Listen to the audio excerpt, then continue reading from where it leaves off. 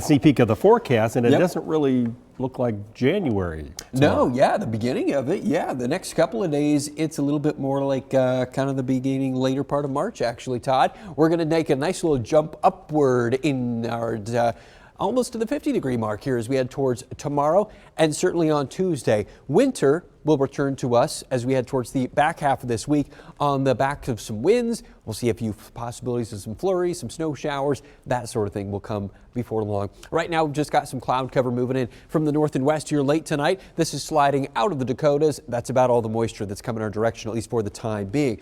Also flowing from the west is the air that was quite warm out over the Dakotas and the plains, or I should say the South Dakota and Nebraska. Earlier today, we had some temperatures in the 50s. Guess what? That's coming towards us as we head towards tomorrow. So skywise, we just get your Monday going with a few clouds. Those slide out of here quickly as we head towards the afternoon, a decent amount of sunshine.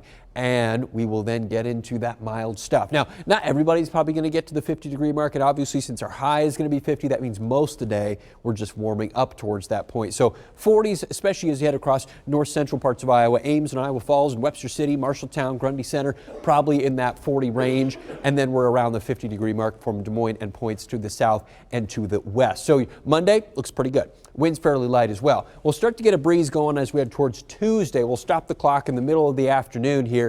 By now, we will have the first of what will be a series of quick systems and fronts that are basically going to go boom, boom, boom each time through the state of Iowa as we go through the rest of this week. First one on Tuesday maybe spits out a couple of sprinkles, and that's about it. We're still going to be warm on Wednesday or Tuesday, even once we start to push our winds to the north and the west. Low to middle 50s. And that's the peak of the warmth. After that, the cold air really starts to follow in behind. As we head towards another front early Wednesday, this one maybe spits out a couple of snowflakes or rain sprinkles, that sort of thing. Again, not a lot of moisture here. Wednesday, the most noticeable thing will be the gusty winds blowing on in. Temperatures will only be in the 20s. We'll probably feel more like the teens with some 30 to 35 mile per hour gust. As we head towards Thursday onward, a couple of better possibilities for some snow. A next chance of a front, or the next front that moves through here Thursday afternoon. A few snow showers are possible then, and then another push of some moisture comes on in. Again, not a lot still, but some snow showers possible too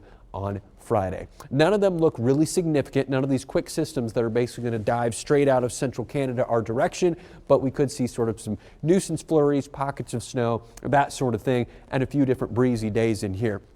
Right now, it looks like Wednesday will be the windiest, those 30, 35 mile per hour gusts, I would say right now. Notice that big drop in temperatures, too, from Tuesday to Wednesday, 50s to back below freezing. We'll take a dive into more seasonal readings then for the rest of the week. Highs, a few degrees above freezing or colder than that as we head towards the weekend. Best chance of snow right now is on Friday. Otherwise, we'll watch for sort of pockets of flurries and some snow showers at times early on Wednesday and then during the day on Thursday. The weekend looks drier.